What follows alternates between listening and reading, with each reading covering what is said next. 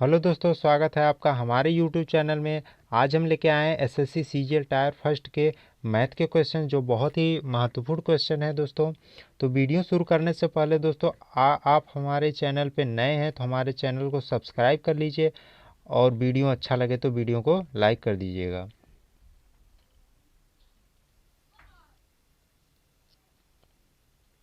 पहला क्वेश्चन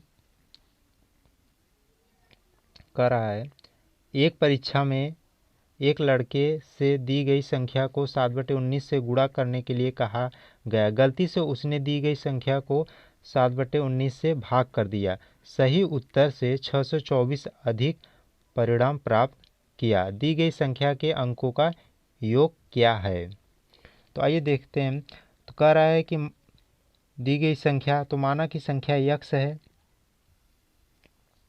और उसको गलती से उसने 7/19 से भाग कर दिया, तो यह होगा 7/19। उसके बाद क्या कह रहा है कि लड़के से दी गई संख्या को 7/19 से गुणा करने को कहा गया था, लेकिन उसने गलती से 7/19 से भाग कर दिया। और सही उत्तर हमारा क्या है? 7/19 से 624 अधिक परिणाम प्राप्त हुआ।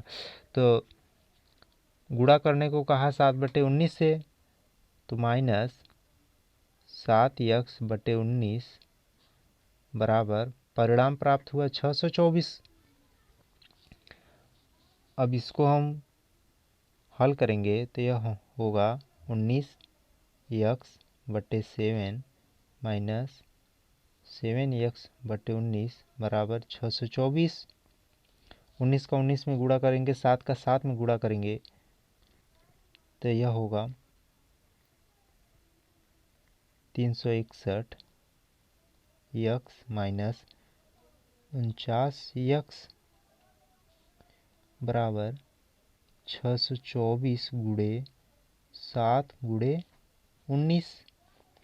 अब इसको हम घटा देंगे तो आएगा 361x माइनस 49x घटाएंगे तो 312x बराबर 624 गुणे 7 गुणे 19।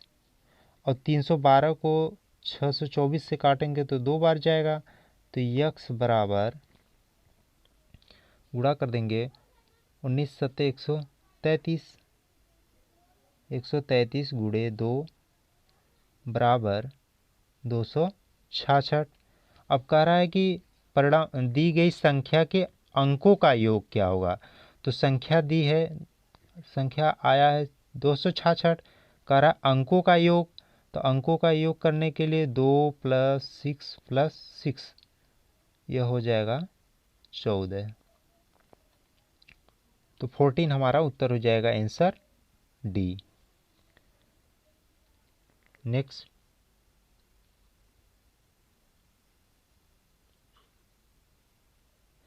अगला क्वेश्चन कह रहा है कि 8 संख्याओं का औसत 21 है। यदि प्रत्येक संख्या को 8 से गुणा किया जाए तो संख्याओं के नए सेट का औसत क्या है?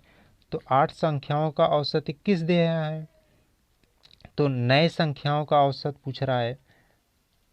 तो नए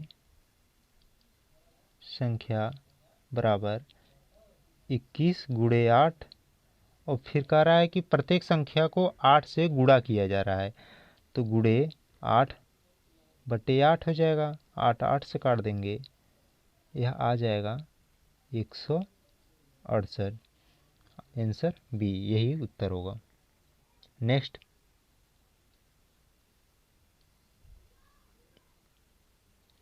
करा पहली 12 अभाज्य संख्याओं का औसत है। तो 12 अभाज्य संख्याएं क्या क्या होंगी? तो इसमें 2 + 3 + 5 + 7 + 11 + 13 + 17 + 19 + 23 + 29 + 31 + 37। तो यह हमारी 12 संख्याएं, जिसमें से 2 3 5 7 11, 13, 17, 19, 23, 29, 31 और 37। यह 12 अभाज्य संख्याएं हैं। तो इनका औसत पूछ रहा है, तो बटे हम क्या कर देंगे 12। अब जोड़ लेंगे तो यह आएगा 197 बटे 12 बराबर 16 बार जाएगा, 5 शेष बचेगा बटे 12। इसका आंसर होगा बी। उत्तर बी इसका सही होगा। 16 सही, 5 बटे 12। नेक्स्ट,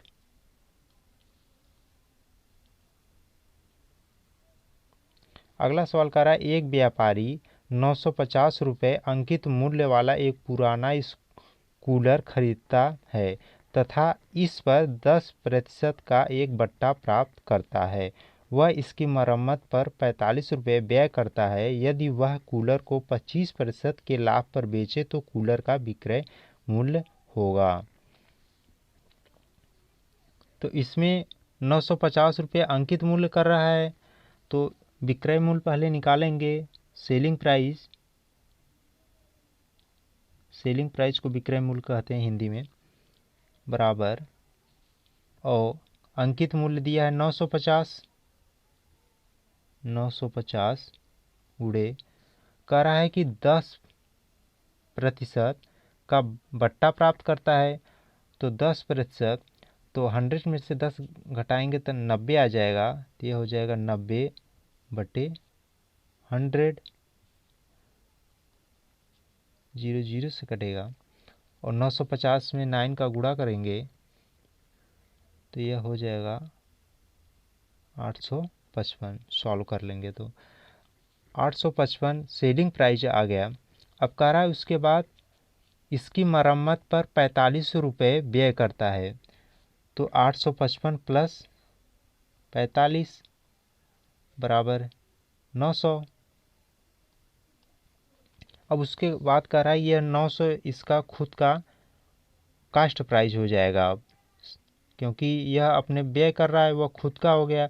फिर कह रहा है कि यदि वह कूलर को 25% के लाभ पर बेचे तो कूलर का विक्रय मूल्य क्या होगा। इसका यह नया कास्ट प्राइस हो गया, क्रय मूल्य।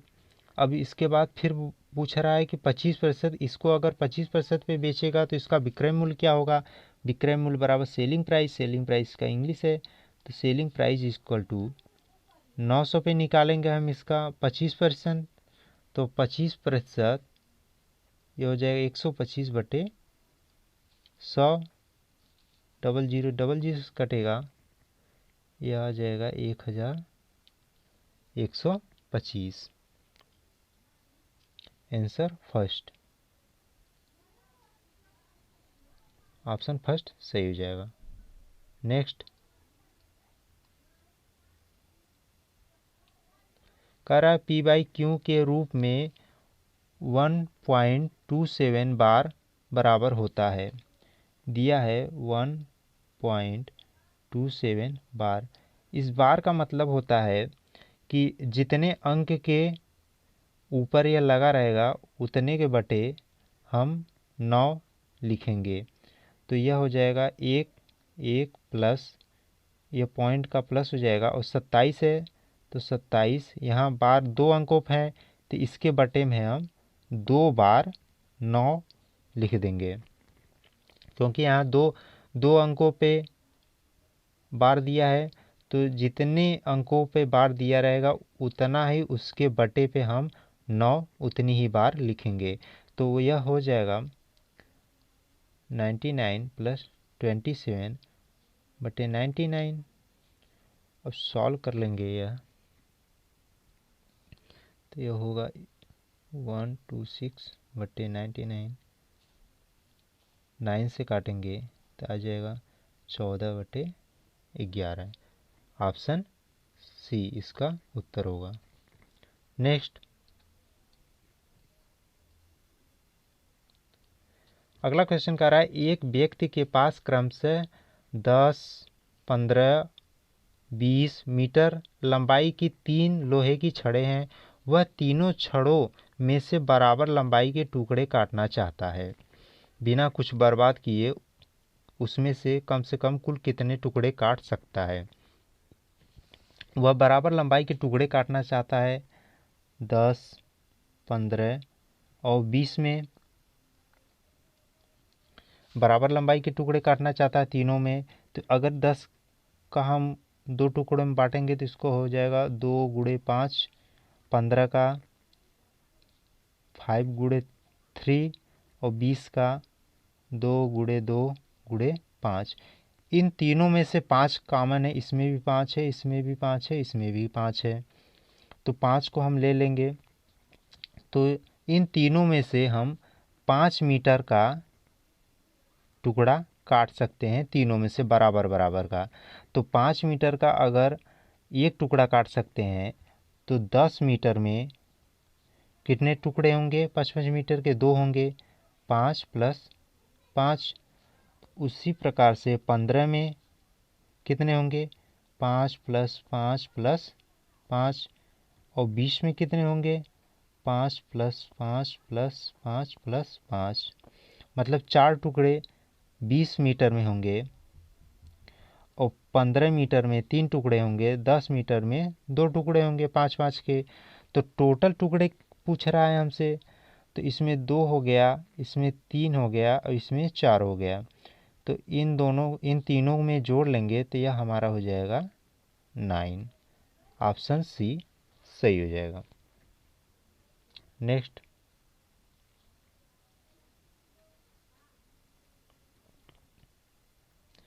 अगला सवाल कह रहा है यदि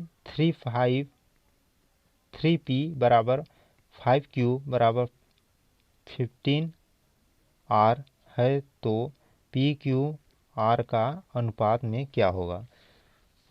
तो दिया है 3p बराबर 5q बराबर 15r, तो PQR में अनुपात पूछ रहा है। तो इन तीनों में हम 15-15 से भाग दे देंगे तो हमारा नया अनुपात बन के आएगा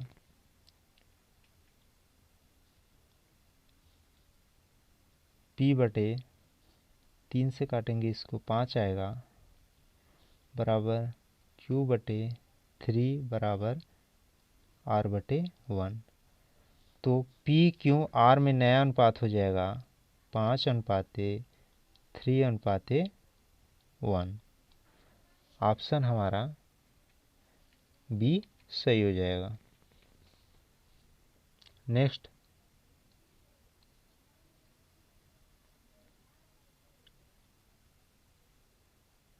अगला सवाल कर रहा है एक लड़के से किसी धनराशि का 3/8 मान ज्ञात करने के लिए कहा गया। उस राशि को 3/8 से गुणा करने के स्थान पर उसने उसे 3/8 से भाग कर दिया। इस प्रकार जो उत्तर आया वह सही उत्तर से 55 रुपये अधिक था। तो सही उत्तर ज्ञात कीजिए। माना कि संख्या यक्स था, लड़के से 3/8 से गुणा करने को कहा गया, तो यह हो जाएगा 3x/8, लेकिन उसने गलती से उसे भाग कर दिया तो यह हो जाएगा 8x/3। भाग किया और कह रहा है कि उनका जो सही उत्तर से 55 अधिक है,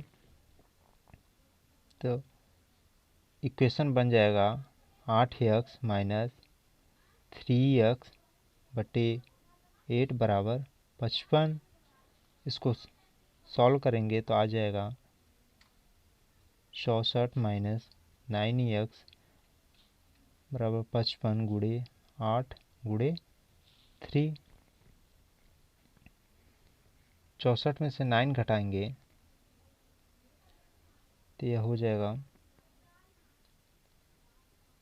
5x = 5 गुणे 8 गुणे 55 से कट जाएगा, आ जाएगा 24। तो जो सही उत्तर होगा वह ऑप्शन बी हो जाएगा। नेक्स्ट,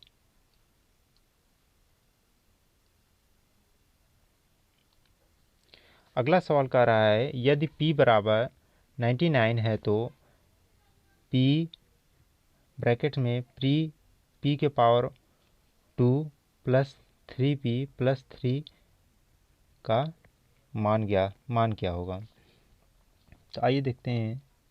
दिया है p square plus 3p plus 3।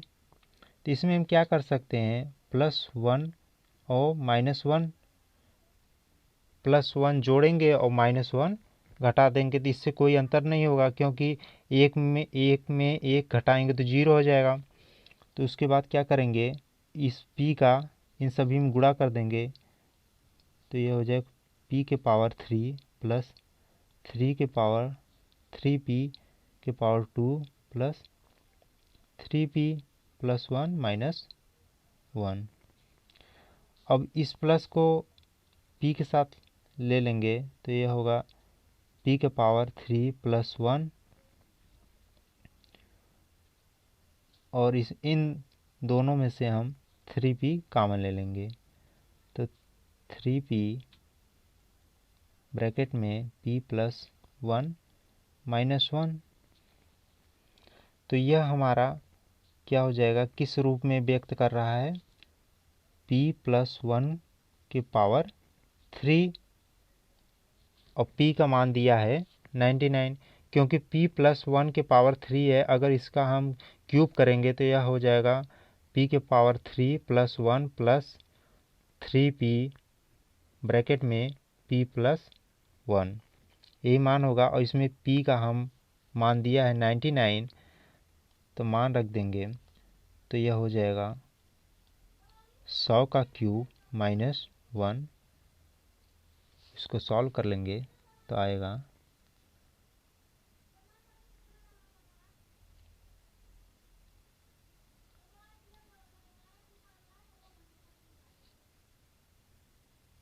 9,99,999।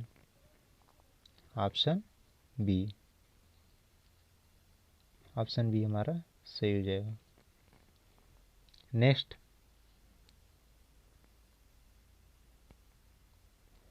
अगला सवाल कह रहा है कि एक व्यक्ति किसी भूखंड को 3 बिचौलियों के द्वारा खरीदता है, जिसमें से प्रत्येक 20% लाभ प्राप्त करता है। यदि व्यक्ति ने भूखंड को 3,45,600 रुपये में खरीदा होता तो भूखंड का वास्तविक मूल्य था। तो इसका वास्तविक मूल्य पूछ रहा है, वास्तविक मूल्य कास्ट प्राइस हमसे पूछ रहा है। तो कास्ट प्राइस बराबर दिया है सेलिंग प्राइस 3,45,600, 20% लाभ प्राप्त करता है तो यह हो जाएगा 120/100। अब उसके बाद कर रहा है 3 बिचौलियों के द्वारा खरीदता है, तो इसको हम 120/100 को 3 बार लिखेंगे। सॉरी दोस्त, इसमें गलती हो गई।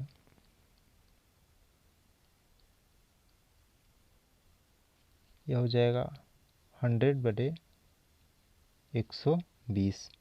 अब यह 3 भागों द्वारा बोल रहा है तो 3,45,600 गुणे 100 के पावर 3/120 के पावर 3।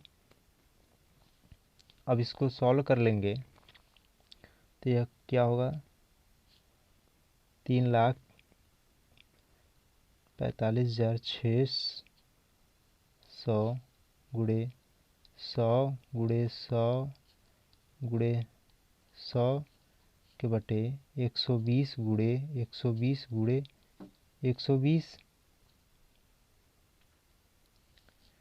और सॉल्व कर लेंगे तो आ जाएगा हमारा 1 लाख।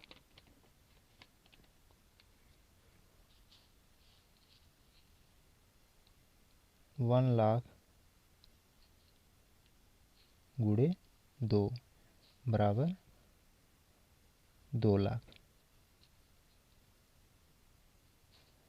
ऑप्शन डी हमारा सही उत्तर होगा। दोस्तों इसमें कह रहा है कि एक व्यक्ति किसी भूखंड को 3 बिचौलियों के द्वारा खरीदता है, जिसमें से प्रत्येक माने तीनों में, अगर तीनों बिचौलियों को खरीद रहा है तो तीनों में 20% का लाभ हो रहा है, तो इसीलिए हमको 100/120 3 बार लिखना पड़ा है। तो इसका अब उत्तर डी हो जाएगा, ऑप्शन डी 2 लाख। नेक्स्ट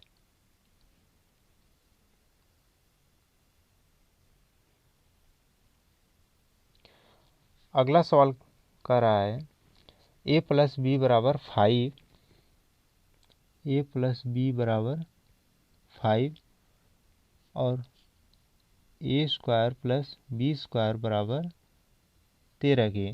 तो a - b का मान क्या होगा, जहाँ पे a ग्रेटर देन b, मतलब a का मान जो होगा वह b से ज़्यादा होगा। तो यहाँ पे हम क्या करेंगे, a बराबर 3 और b बराबर 2 रखेंगे तो a + b बराबर 5 हो जाएगा। और यहाँ पे a² का मान अगर 3 रखेंगे और b² की जगह पे 2 रखेंगे तो 9 + 4 बराबर 13 हो जाएगा। तो यहाँ पे a - b है, तो a - b बराबर क्या होगा, a की जगह पे 3 माइनस b की जगह पे 2 बराबर 1 इसका उत्तर हो जाएगा, ऑप्शन फर्स्ट। नेक्स्ट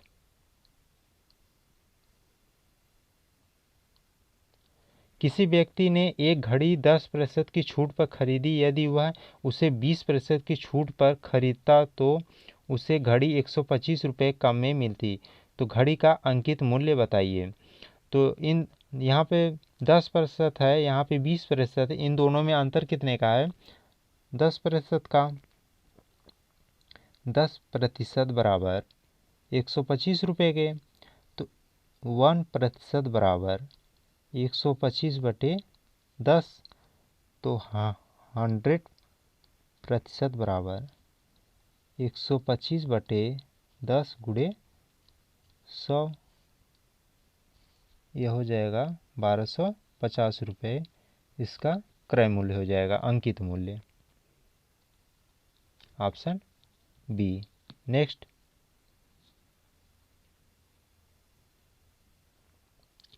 अगला सवाल कर रहा है a + 1/a बराबर 2, तो a के पावर 5 + 1/a के पावर 5 का मान क्या होगा। तो अगर इस समीकरण में हम a बराबर 1 रख देंगे तो यह 1 + 1/1 बराबर 2 हो जाएगा, क्योंकि a की जगह पर 1 रखेंगे तो यह 2 हो जाएगा। और यहाँ दिया है a के पावर 5 + 1 के बटे a के पावर 5 बराबर, यहाँ पे भी 1 रख देंगे तो यह आ जाएगा 2, ऑप्शन डी हमारा सही हो जाएगा। दोस्तों यह शॉर्ट ट्रिक है और एग्ज़ाम में यही काम आते हैं। अगर आपको एक्सप्लेन में बताएंगे तो बहुत टाइम लग जाएगा और आपका जो क्वेश्चन है वह एग्ज़ाम में छूट जाएंगे, इसीलिए हम हमेशा आपको शॉर्ट ट्रिक लॉन्ग ट्रिक दोनों बताएंगे, बेसिक ट्रिक सब बताएंगे। तो नेक्स्ट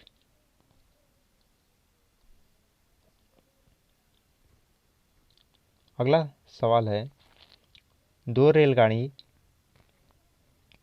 60 किलोमीटर प्रति घंटा तथा 70 किलोमीटर प्रति घंटा की गति से समान दिशा में चल रही हैं। तेज गति वाली रेलगाड़ी धीमी गति वाली रेलगाड़ी में बैठे व्यक्ति को पार करने में 2 मिनट 42 सेकंड का समय लेती है, तो तेज गति वाली रेलगाड़ी की लंबाई क्या होगी। तो यहाँ पे दिया है 2 रेलगाड़ी की गति दी है 60 और 70, तो यह समान दिशा में चल रहा है तो इनके चाल में जो अंतर होगा वो माइनस हो जाएगा। तो चाल बराबर स्पीड निकालेंगे हम, स्पीड बराबर 70 - 60 बराबर 10 किलोमीटर प्रति घंटा। और कह रहा है कि यहाँ पे दिया है समय दिया है टाइम t बराबर 2 मिनट 42 सेकेंड, 2 मिनट को भी हम सेकंड में कन्वर्ट कर लेंगे तो 2 गुणे 60 प्लस 42, यह हो जाएगा 120 प्लस 42 बराबर 162 सेकेंड। अब इसमें पूछा रहा है रेलगाड़ी की लंबाई क्या होगी, तो सॉल्व कर लेंगे। लंबाई डिस्टेंस बराबर स्पीड क्या है 10 इंटू 162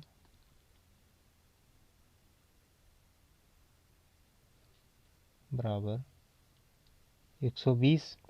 अब यह किलोमीटर प्रति हावर्स में है, इसको हम मीटर में निकालेंगे। तो मीटर में निकालने के लिए 5/18 से इसको हम गुणा कर देंगे, क्योंकि यह किलोमीटर प्रति हावर्स में है और इसको हम अगर मीटर में निकालेंगे तो इसको हम 5/18 से गुणा करना पड़ेगा हमको। तो इसको हम 18 से काट देंगे तो यह हमारा आएगा 9। सॉल्व करेंगे तो 90 गुणे 5 बराबर 450। 450 आंसर सी। नेक्स्ट,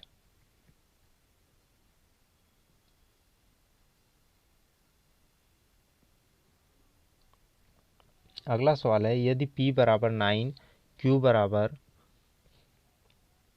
√17 हो तो p² माइनस q² के पावर -1/3 का मान क्या होगा। तो देखेंगे इसमें दिया है p² माइनस q² की पावर -1/3, इसको हम 1 के बटे p² माइनस q² की पावर 1/3 लिख सकते हैं। p का मान दिया है 9, 9 का स्क्वायर करेंगे 81 हो जाएगा। 1 के बटे 81 माइनस, और q का स्क्वायर करेंगे तो यह 17 की पावर 1/3 बराबर 1 के बटे 81 में से 17 माइनस कर देंगे तो यह हो जाएगा 64 की पावर 1/3 इक्वल टू, और 64 को हम किस प्रकार से लिख सकते हैं 4 के पावर 3 गुणे 1 के पावर 3, 3 से काट देंगे, आंसर आएगा 1/4। Next, option B. Next,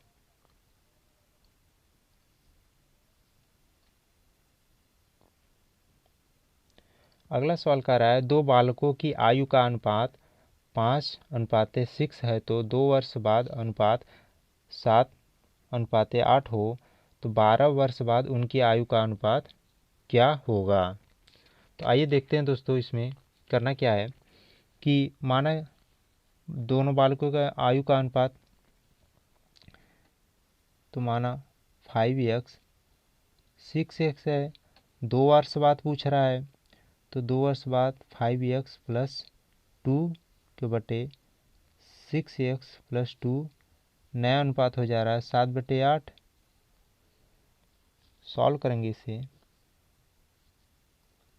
40x plus 16 42x plus 14। अब 42 में से 40 घटा देंगे तो आएगा 2x, और 16 में से 14 घटाएंगे तो आएगा 2। तो x बराबर कितना आ गया 1। तो कह रहा है 12 वर्ष बाद उनकी आयु का अनुपात। तो पहले आयु क्या था 5/6 था, 5 और 6 था। तो 12 वर्ष बाद बोल रहा है, तो +12 हो जाएगा, दोनों में ऐड हो जाएगा। तो ये होगा 17:18। तो 12 वर्ष बाद उनकी आयु का अनुपात जो होगा वह 17/18 हो जाएगा। Option C. तो दोस्तों, आपको हमारा वीडियो कैसा लगा है? वीडियो अच्छा लगा है तो लाइक कीजिए एंड चैनल को